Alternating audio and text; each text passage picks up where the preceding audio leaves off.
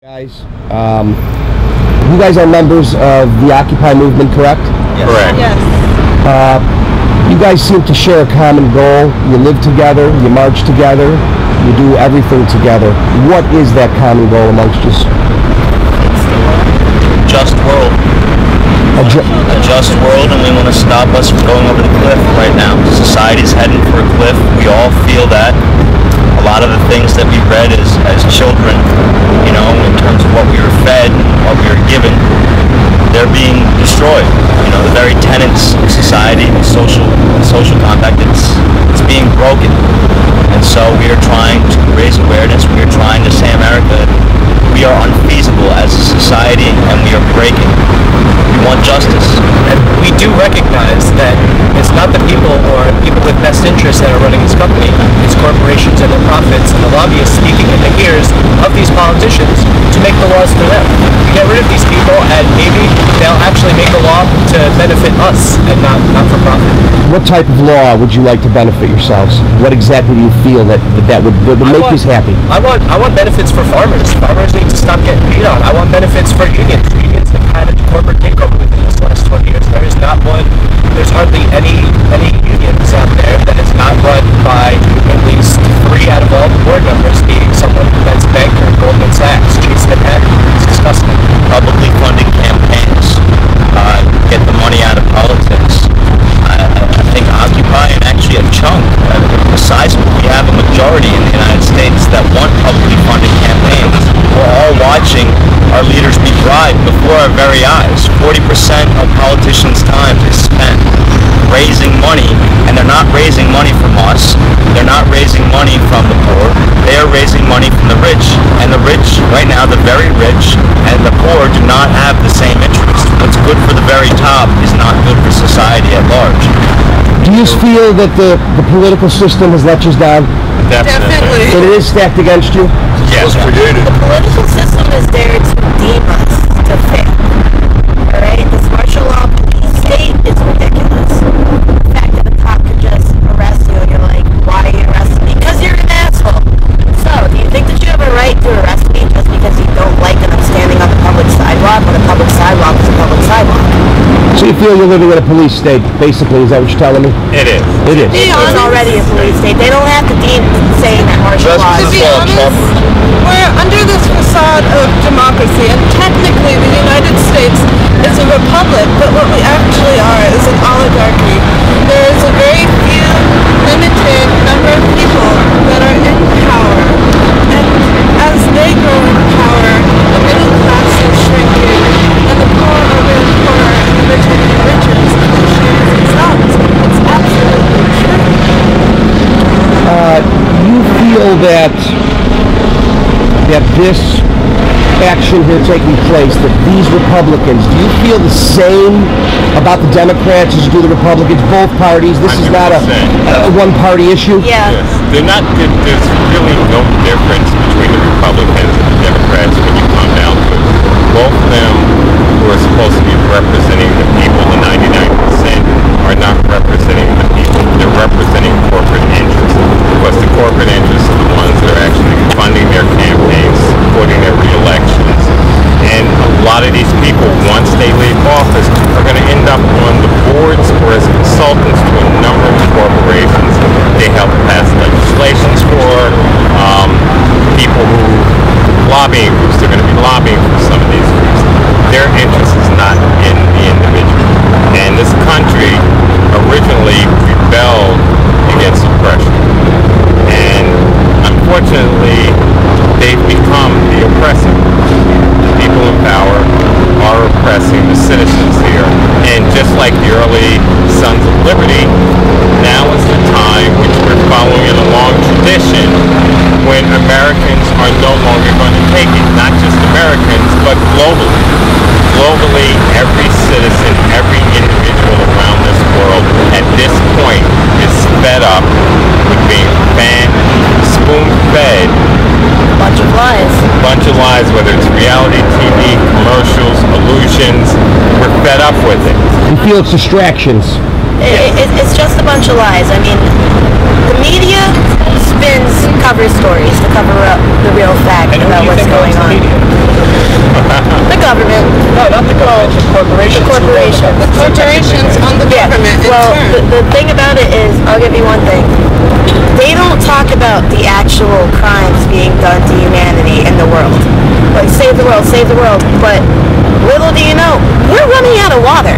I hope everybody knows that one. Yeah. There is such a short water supply that right now they're trying to buy stocks on oceans. That is why the food prices are going up, because of the drought you can all read situation it in back this to the country. same issue. If you understand how this government was formed, our founding fathers Stock on it. explained that corporations, religion, and party systems are going to be the death of this country. They were completely right. We haven't been a democratic republic is what we should have been.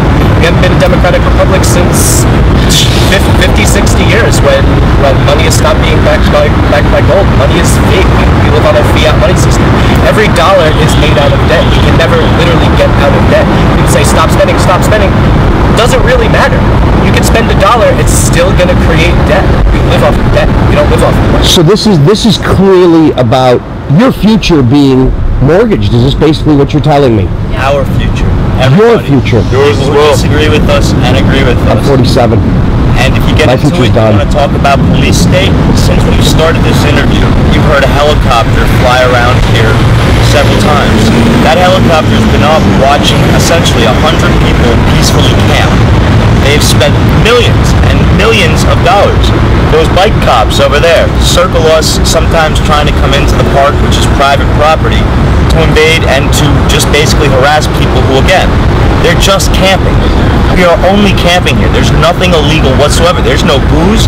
There's no drugs. There's nothing. The people who run this camp run a tight camp, and we have been as respectful and as cool as possible.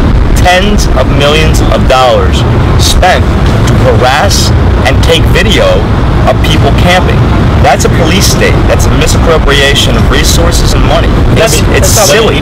Let me add, it's like at Zuccotti Park in New York City. It's like the amount of money was a cent that they spent on that camp with overtime, helicopters that were overhead. I mean, and I don't know the actual numbers, but trust me, it was a serious Tell them what right Chase here. donated to us at the beginning of Chicago. How much? Donated to the police department. Chase Manhattan, at like the third day of the Zuccotti encampment, had donated something like $50 million to the police force. The point I wanted to make is there are a number of serious issues here in Tampa. Okay, specifically homelessness, debt businesses going under. There are issues that people are more important than this camp that are local here. They put all that money into keeping that helicopter up here, monitoring this camp. These people with overtime, with the police and everything. All that money could have went to address this number of serious issues that need to be addressed here in town, and they're not doing that. My only hope is that a lot of people after the RNC, which I think this is going to help stimulate that dialogue, are actually going to hold these people accountable, the representatives accountable about the waste that they've actually spent. I mean, if you actually talk to most of the police officers, they're going to tell you, it's like things have been peaceful over here. Basically, why the fuck are they actually open? No arrests, guys? No arrests of anybody here? Nobody. They arrested one kid for wearing a black bandana during a march. The kid got out on a $750 bond. They did try to arrest us. This is another version of the police state. They allowed us to camp under the bridges because of the rain. Now you're going to tell me how this morning 3 of my friends got chased out from under the bridge because they said, if we're not allowed on your property, you're not allowed on city property. And then they ran their IDs because they didn't put their shoes on fast enough. What is a reasonable solution to your grievances? What do you feel will stop the protest? I mean, it's a big question, and I think a couple of you need to answer that. But what is it? What's the formula to make us happy? The protest is not going to stop Yes. until the world becomes a safe space, no police state, no more martial law, no threats about FEMA camps, and what's going to happen when the dollar drops.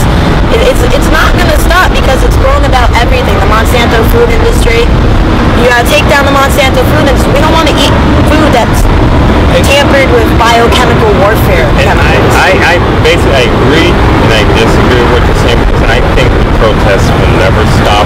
People speak up because Oh yeah, I that's kind of what agree with happened. him let me address that question. Let me address that question too. It's not the lack of people that support us.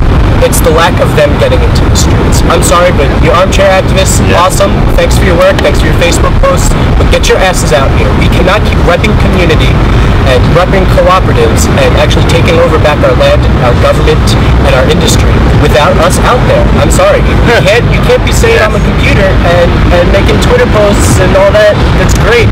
But you need to get out here, and it's not a lack of where we are. You know where we are. We're at Union Square. We're at Trinity Wall Street.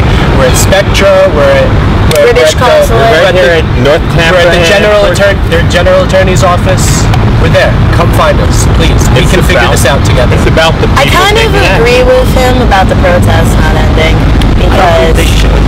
it shouldn't end because you know what? I feel like the government's going to spew some promises to try to end the protests, and then boom, world goes back to a police state once more. Goes back to illegal handled foods. It goes back to the immigration. You know, them doing all this, taking away immigrants' jobs. It's ridiculous. It's ridiculous. But I think So the fact that there should be a never-ending protest. I think we're evading the question because if I'm understanding you correctly, you're asking what is the solution? What are the reforms that need to be put in place that we can have a better future and a better functioning society and way of governing? And honestly, I mean, not to criticize the movement, but I think that's where people have pointed at us and our weakness and saying, well, you're not telling us what to do, you're just telling us what not to do. It's kind of like throwing up your hands. I have a big question for you. Do you guys feel that the mainstream media has unfairly represented you guys? Unfairly. Yes, I want to talk about that. Let's get on it. Before we came to RNC, I have a friend that works for a news station that did not want to cover Occupy Wall Street coming to RNC because what the media was spinning. They spun all of this, the helicopters. They have a tank and an L-rod parked a couple blocks by the RNC for peaceful protesters. They went on the media and they said, well, the Occupy Wall Street people are coming down here are a bunch of anarchist terrorists that they thought that we were gonna blow up the bridge and blow up the delegates. Are you guys anarchists? No. Anarchist in values, not in action. In values, not in action. And that's blown me, up not yet, everyone. so that was a waste of money, guys. I have the last question for you guys. How far are you guys willing to go? Now, I've seen you get arrested for what you believe in. I've seen you get clubbed for what you believe in. How far is the movement willing to go? I'm willing to die for the movement, succeed. honestly. How far? I'm willing to go as far as need to be, as long as you don't become that which we're fighting against. Amen on that. Good. Amen on Thank you, guys.